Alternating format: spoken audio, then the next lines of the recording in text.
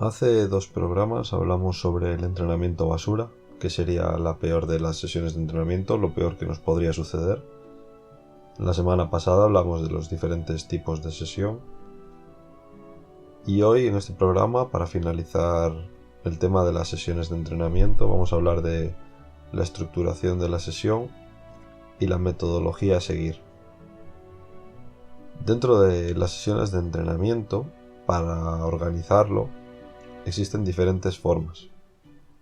Dentro de estas formas, la estructura también se va a ver afectada por diversos factores. Entre ellos destacan 3 puntos. El primero, los objetivos, las tareas y los contenidos de la sesión. El segundo, la alteración de las funciones fisiológicas debido a las cargas del entrenamiento. Y el tercero de ellos, la especificidad del fútbol. Ahora vamos a analizar las principales formas en las que podemos organizar el entrenamiento. El primer modelo, el más antiguo, es un modelo tradicional que divide el entrenamiento en 3 partes. La primera sería el calentamiento, donde se desarrolla como parte introductoria.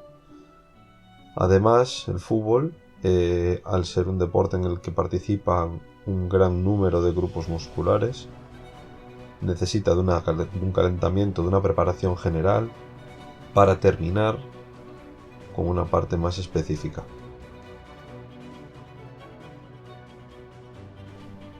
Entonces podemos dividir el calentamiento en 2 partes, una parte general que recorre la globalidad de los músculos del cuerpo con ejercicios básicos de coordinación, y una parte específica que trata aspectos que tengan relación directa con el fútbol, como puedan ser ruedas de pases, conducciones, movimientos de carrera. El calentamiento debe estar relacionado desde el inicio directamente con el objetivo principal de la sesión, de tal forma que el calentamiento va a ser diferente según el objetivo que queramos plantear. Entre estas características que pueda tener el calentamiento destacamos que debe ser global, es decir, calentar todos los músculos y articulaciones del cuerpo. Debe ser dinámico, los ejercicios deben dar continuidad, el ritmo tiene que ser suave y progresivamente más duro, sin que haya paradas ni cambios muy pronunciados. Debe ser también metódico y progresivo, es decir, se debe realizar siempre antes de la parte principal de la sesión o de la competición, ya que no solo es un calentamiento a nivel fisiológico, también lo es a nivel psicológico, ya que aumenta la concentración y hace que el jugador se meta más en la sesión del entrenamiento. Este aumento debe ser siempre progresivo, de menos a más, haciendo que la complejidad al mismo tiempo vaya de más fácil a más difícil.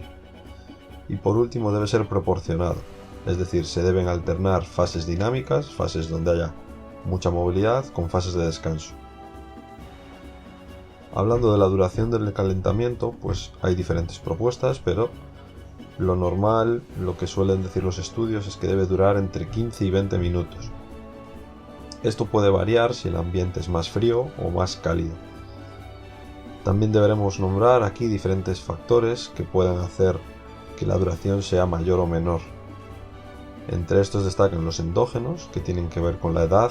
Jugadores más jóvenes o niños necesitan menor tiempo de calentamiento, y a mayor edad los músculos y articulaciones necesitan mayor tiempo para adaptarse al esfuerzo. También el grado de preparación individual es bastante importante, ya que cuando un jugador está poco entrenado o viene de un proceso de parado muy largo, debe calentar con menor intensidad. Y depende también del estado psicológico del jugador. Hay jugadores que necesitan poco tiempo de calentamiento para activarse y jugadores que necesitan más tiempo, que lo tienen como una rutina. Como factores exógenos podemos mencionar la hora del día, es decir, por las mañanas el cuerpo necesita más tiempo para adaptarse al esfuerzo que en otras horas, y por lo tanto por las mañanas el calentamiento debería ser algo más largo. Sin embargo, si queremos hacer el calentamiento más corto, la hora ideal sería entre las 5 y las 6 de la tarde, siempre que la temperatura esté adecuada, como mencionamos anteriormente. Dentro de la temperatura, pues lo mismo, mencionar que ante ambientes calurosos el calentamiento debe ser más corto, ya que si no el jugador puede llegar a fatigarse muy pronto. y también se debe tener en cuenta la humedad que se da en el ambiente. En ambientes más fríos, la fuerza, los estudios dicen que se reduce hasta un 5% por cada grado de temperatura que estamos por debajo de los niveles normales, que está en torno a los 38 grados. Si es posible, se debe realizar la primera parte, el calentamiento general, en un lugar cubierto. Si no, en su defecto, pues habrá que ir bien provisto de ropa y alargar la fase de calentamiento un poco más. También es bastante importante calcular el tiempo entre el calentamiento o el inicio del partido y el entrenamiento. Los jugadores que están bien entrenados se recuperan del calentamiento y de sus efectos aproximadamente a los 5 minutos. Es por ello que un descanso mayor de este tiempo puede anular algunos de los valores fisiológicos que nos va a dar el calentamiento.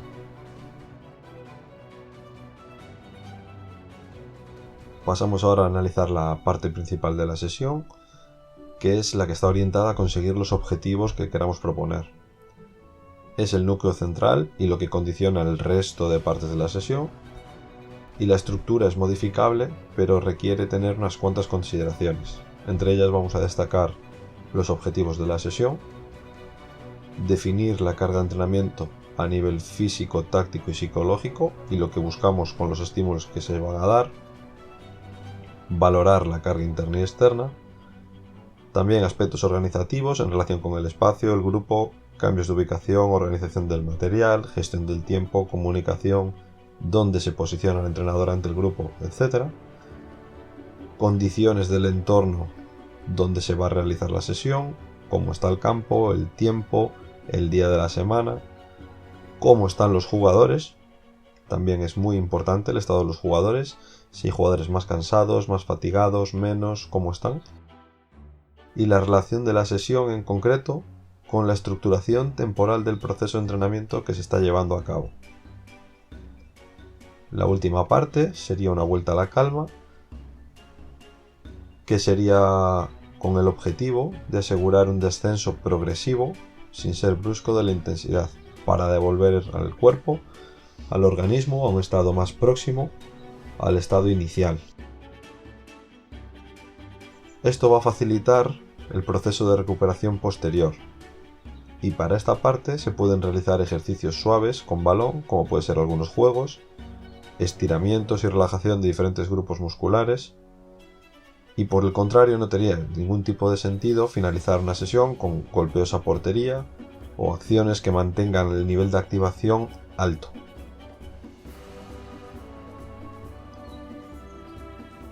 Esto hablando de una estructuración tradicional de la sesión del entrenamiento, pero hay otros autores, otros pedagogos, también entrenadores que han formulado diferentes propuestas sobre cómo organizar una sesión.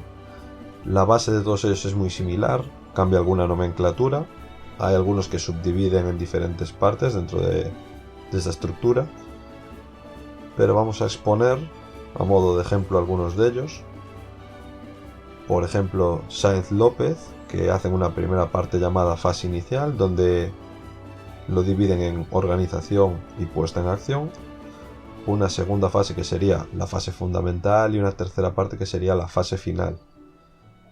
Senners divide también en tres partes. La primera sería puesta en acción, donde divide en tres partes el vestuario. La primera, toma de contacto y después el calentamiento. La segunda parte, que sería la parte principal, y la tercera parte dividida en dos, que sería el balance de la sesión, vestuario y ducha. Rivera, Torres y Moreno, por su parte, dividen también en tres. La primera, que sería diálogo en semicírculo, la segunda parte, que sería tareas motrices, y una tercera parte que sería reflexión final en semicírculo. Como vemos, hay muchos autores, hay diferentes formas de distribuir una sesión, pero todas ellas se basan en una nomenclatura, en una organización tradicional, y es cuestión de cada uno de nosotros elegir la que más nos convenga o adaptarla a nuestras necesidades.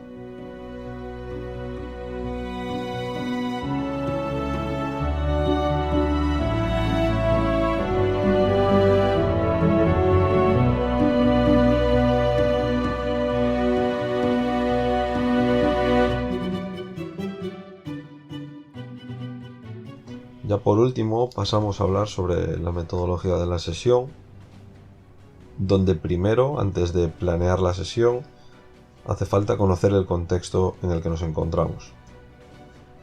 Ya tenemos hablado con anterioridad que no es lo mismo encontrarnos en un periodo de pretemporada que durante la competición, estar a 2 días, a 4, a 3 de jugar el partido, tener diferentes partidos durante una semana. También tenemos que conocer los factores internos del equipo, en qué momento de la temporada estamos, si estamos en una racha de victorias, en una racha de derrotas, situaciones más concretas. Todo esto para que podamos aplicar con mayor exactitud el tipo de sesión al que nos vamos a enfrentar. Aquí ahora vamos a hablar de unos diferentes pasos para planificar correctamente la sesión de entrenamiento. Primero debemos analizar el periodo. Este primer paso tiene relación con el momento competitivo en el que se encuentra el equipo y lo vamos a dividir en 3. El primero de ellos sería la pretemporada, un periodo normalmente, dependiendo de la liga y el equipo que nos encontremos, comprendido entre 4 y 6 semanas previos al inicio de la competición. Las sesiones suelen ser de una carga alta, o deberían serlo, sobre tanto ya no en el aspecto físico, sino también en el táctico, dependiendo del nivel en el que nos encontremos, y aplicando estos conceptos junto con aspectos más estratégicos que querramos desarrollar. La segunda parte sería la de la temporada, que es un periodo comprendido entre 8 y 9 meses, lo mismo dependiendo del país y la competición. Aquí las sesiones, la carga va a ser variada, va a depender del momento en el que nos encontremos, de las necesidades del equipo. También sirven para corregir y repasar aspectos tácticos que ya hemos entrenado en pretemporada y aplicando, si hay posibilidad y si es necesario, aspectos nuevos. Por último, tendríamos un periodo llamado transitorio, que comprende entre 1 y 2 semanas después de que finalice la competición, y este periodo sería a modo de, como expusimos anteriormente, como si fuera una vuelta a la calma, tratando de realizar sesiones que sirvan de relajación y tengan que ver quizás más con la cohesión grupal y dando pautas a seguir a nivel nutricional y físico para preparar las vacaciones de los jugadores. El segundo sería analizar el momento de la temporada. Dentro de este periodo debemos tener en cuenta diferentes factores que pueden condicionar la sesión de entrenamiento. El primero, el resultado. Las sesiones se pueden ver modificadas dependiendo de los resultados que se están dando y si siguen ciertos periodos de resultados positivos o negativos muy prolongados en el tiempo. También por la acumulación de partidos. Si nuestra semana tiene 1, 2 o 3 partidos, va a tener una influencia directa sobre las sesiones de entrenamiento, ya que con un solo partido en una semana podemos trabajar con cargas muy altas y sobre objetivos muy concretos. Con 2 la carga hay que modularla y los objetivos hay que sintetizarlos más, y con 3 partidos las sesiones serán casi exclusivamente de recuperación y repaso breve de conceptos o de correcciones. Lo tercero sería analizar el día de la semana.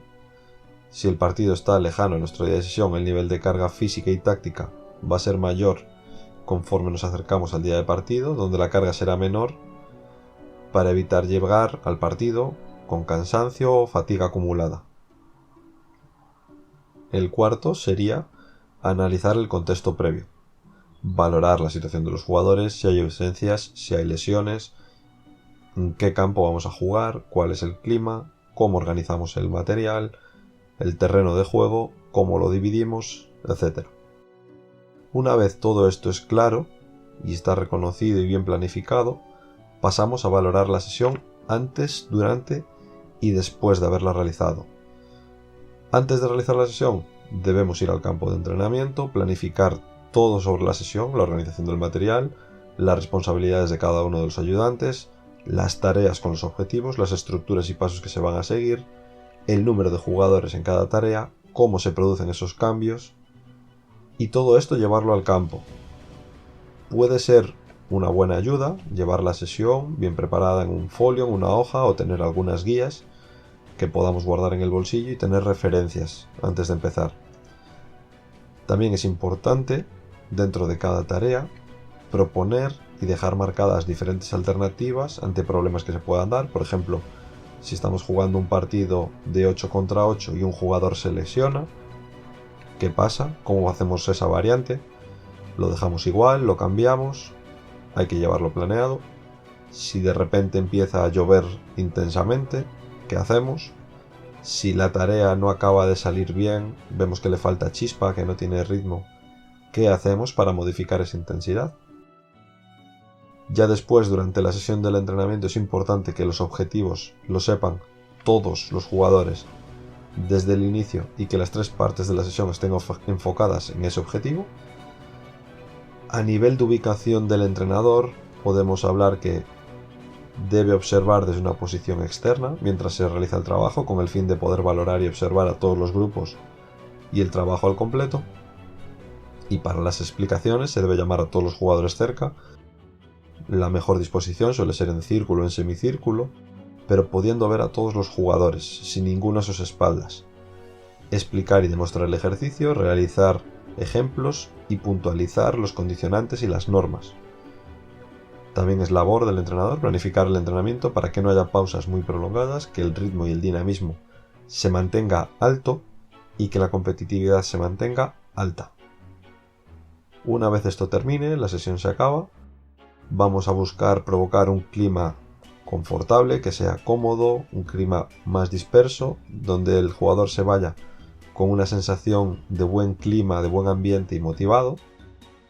Y una vez esto esté conseguido, vamos a buscar respuestas sobre la sesión de entrenamiento, vamos a preguntar a los jugadores si ha quedado claro, si hay algunas dudas y corregir aspectos, diferencias que se puedan dar.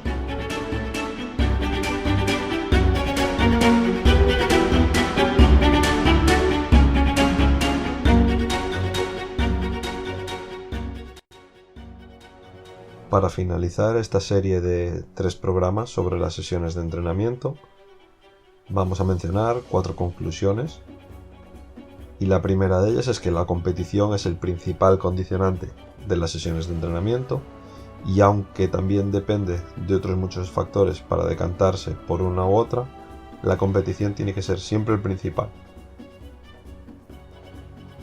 La segunda conclusión es que los modelos de organización de sesiones se pueden complementar y podemos crear nuestro propio modelo para optimizar los recursos de los que disponemos, pero siempre debemos seguir unas pautas básicas de desarrollo.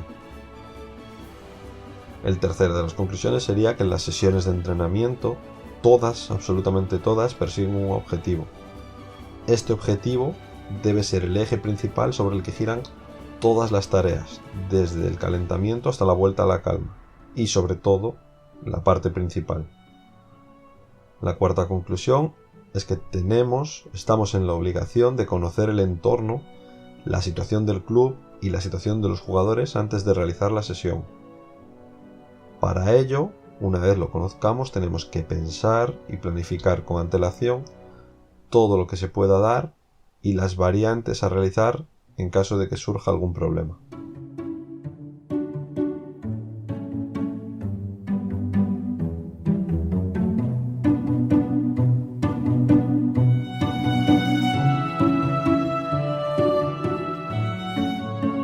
Por último, finalizamos como siempre con una frase de Johan Cruyff que dice: en el fútbol no es lo mismo entrenar que enseñar.